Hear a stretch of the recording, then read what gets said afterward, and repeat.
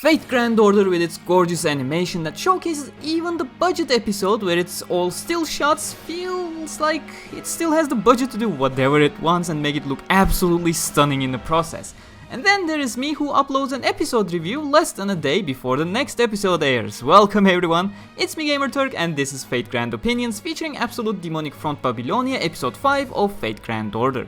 Before I begin, I should give you a heads up that my episode 1 coverage, which was taken down by yet another fraudulent copyright strike by Sony Music Entertainment Japan, has finally been reinstated by YouTube after the legal review process, and a bunch of you have already gone there to watch it. After I notified you with a community post, the interest was genuinely higher than I expected, especially for a month-old episode, so I thank you for that, and also, if you haven't watched it, you can go ahead and watch it now.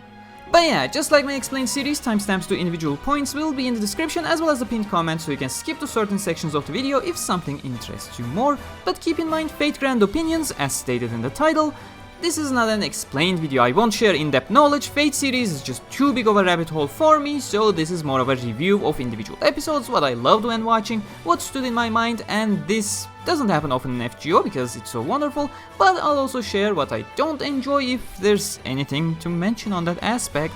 Last week, when reviewing episodes 2 to 4 in a bundle, I started with stating my approach towards Fate Grand Order Babylonia anime, which was, the last episode was so great, I wonder how they can top it off this week. That's pretty much the mentality I go into a new episode of FGO every week, while episode 5 was the quote-unquote budget episode based on my perception of episode portrayal and cinematography. I was genuinely surprised that despite being so blatantly designed as a budget episode, never felt like one. Let me explain. As you probably know, animation is expensive and takes a long time, especially if you're trying to have creative set pieces every so often. And more often than not, this results in downgraded visuals for highly dynamic keyframes in the case of regular episodes, and goes as far as just committing to a very simple shot-reverse-shot format in budget episodes, so the animators can quickly take care of the episode to be able to allocate more effort to a regular episode instead. Now, if you look at episode 5 of Babylonia, you will soon realize it belongs to the latter description. Constant still shots, go and shot-reverse-shot, a dialogue-heavy episode, etc. But for some reason, despite clearly being designed as one, the episode never felt cheap at all, even before the Enkidu vs Gilgamesh fight, which we will get into. That's an entirely different highlight of the episode. Despite the lacking creativity for the majority of the episode, the visuals felt alive, the scenes were popping and interesting. Now obviously the incredibly charming characters of Gilgamesh and Mashu contribute to this a lot as well, so let's not downplay the characters in their contribution, but speaking from an animation perspective only, it still was incredibly alive. But that brings me to the characters. Let me give you a little background on my perspective on Gilgamesh. I learned about his Fate persona back in Unlimited Blade Works, so that's what I extensively knew about the guy. An utter dick. So you can imagine I personally hate Gilgamesh. I was on the fence about him so far in FGO. Sure, different incarnations of the same character can have slightly different personalities, like Lancer Ku and Custer Ku, but the change in Gilgamesh I find incredibly interesting. At his core, Gilgamesh still acts like an utter dick every single word he spouts. But the best way I can put it is that while the archer Gilgamesh back in Fate Stay Night is a dick because he's an arrogant prick, the Custer Gilgamesh we have in Babylonia sounds like a prick simply because he is blatantly honest and candid. It's genuinely such an interesting character for me because the moment he starts speaking, I want to punch him, but then I start thinking about what he says and I'm like, wait a second, what he's saying sounds very much like a neutral observation above anything else, and does make a lot of sense. The scene when he asks Mashu to tell him their stories from the past is the clearest showcase of that. The moment Mashu is done talking, the first response of Gilgamesh is a resounding, "That was truly boring." And the first thing that you think of is, "The fuck did you just say to sweet Mashu, you dick face?" But then he continues with how adventures always sound boring to the listeners. Well, you can see how grand and exciting of an adventure it was on the faces and voices of the ones telling it, which makes you stop for a minute and go, oh my god, he is absolutely right. And you realize he's just being honest there to the extreme, which is something I can appreciate in a character. As the great King Gilgamesh, it makes perfect sense that For the best of his civilization, he simply speaks the truth without hiding it, and I believe it's a perfect fit for the character here. And despite the fight scene at the end, for some reason, my favorite scene this episode has been the short bit when Gilgamesh is patrolling the town and interacting with the children. For some reason, that scene has just really grown on me, how the kids look up to Gilgamesh instantly, how he is, once again very candidly, shitting on the intellectual capabilities of small children by pointing out how simple their game is, but also how it's important for kids to learn about the basic things. It's a really nice and small scene. Another small scene I want to point out is the scene in Okeanos, the third Singularity. I mentioned this in the previous video, but I love how they're giving you key moments from previous Singularities in a very condensed manner when they matter. Francis Drake's speech about saints doing bad deeds and sinners doing good deeds.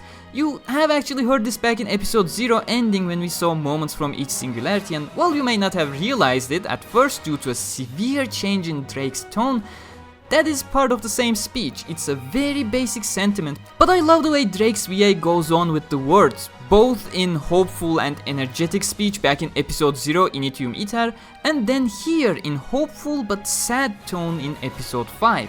And this flashback is yet another beautiful reminder that while Fate Grand Order is a series where two time travelers dick around in time and space to fix things with isolated storylines, it's also Mashu's journey, and it is someone else's journey, as Dr. Roman puts it at the very beginning of episode 0, and while it is possible to interpret that someone as Fujimaru, I like to interpret it as the other side of Mashu, as both him and her walk down this path more or less together. They both learned things throughout this journey. As for who he is, the full answer lies in the 6th Singularity Camelot, so the previous adventure that will be adapted as a movie, so I will not spell it out for you. If you really want an obvious cue, go watch episode 1, Mashu even mentions his name. But I spoke long enough. The fight scene. Now, despite how much stuff is going on, I do feel like reiterating that this is a kind of budget fight scene in comparison to the previous 4-5 episodes even. You can see it in the first moment of it as well. Compare Mashu's running animation to the one back in episode 1, and you'll see that this one kind of feels inferior. Overall, the fight has a lot of still shots, but goddamn it still lasts about 4 minutes and it never feels cheap. Except for this one shot here. I have no idea what happened in this shot, but something obviously happened. Either way, goddamn, all the dramatic shots are very well thought out, all the calm shots are incredibly well paced around together to flow constantly from action and hype to calm and conflicted, constantly back and forth, which is what makes this scene so well for me. It's similar to the Jaguarman fight from the previous episode. Yes, there's a fight happening, but instead of simply relying on the flashy nature of the fight, the anime decides to focus on its narrative and the emotions that are key to the fight. And here's my obligatory comparison to the Alicization anime. This is what Alicization anime lacks. Fights and the emotional weight in Alicization always feel separated, which I have to mention is not the case in the novels. Yujo worries about Alice, Yujo is angry at Berkuli, cool, there's an emotion. But when the battle begins, it's all about the battle until the battle is over and the emotion returns. Team Chaldea vs Jaguarman in episode 4, during the entire battle, the emphasis is on Fujimaru and his regrets of his failures, on the pressure the looming retreat is putting on Fujimaru. So we're not just watching sparkly lights on screen, we live what Fujimaru is living at that moment. We feel pressured by the moment and hope Mashu and Anna defeat their adversary, so Fujimaru does not get yet another regret on his conscience. The result of the battle is not really relevant because the weight of the battle is now, right then and there, in that very specific moment. Same with this impressive but stationary fight between Gilgamesh and Enkidu.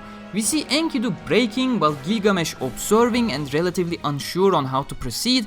The battle thus feels weirdly tense because the emotions on the scene and the fight itself are perfectly entwined together. It's not in the format of 2-minute speech and animations followed by 1 minute of flashy action with no substance and then another 1 minute of speech and emotions. It is 4 minutes of an emotional clash, and that is absolutely mesmerizing to watch. Hell, the fight ends without a single speech and you know exactly what both Enkidu and Gilgamesh are going through, and Enkidu leaves without saying a single word in complete silence. and I call that an amazing ending to a beautiful scene. And I guess we should end with that beautiful scene as well. As someone who has been skipping stories since Okeanos, I'm very interested in where Enkidu's story goes, but yeah, this episode also had a severe lack of Anna and Merlin, so I'll be hoping we return to them again next week back in Uruk. But what did you think of this episode? I'm especially interested in the opinions of those who don't like having so much exposition or speeches in their episodes. Did you find this episode particularly uninteresting compared to the previous ones? Because I felt like that was a great way to have a kind of static episode, so please do let me know your opinions in the comments. Hopefully, Fate Grand opinions for episode 6 won't be this late next week, though I shouldn't get my hopes up, it's a busy week next week for me. Either way, subscribe and hit the bell icon so you don't miss if I do manage to share it on time. Elucidation Explained and weekly War of Underworld Q&A will be published on time either way, so you can definitely look forward to those. Tap that like button as well if you're enjoying the kinda late Fate Grand Order coverage. Thank you very much for watching, and a huge thanks to all my patrons and channel members as always. Until next time, stay cool.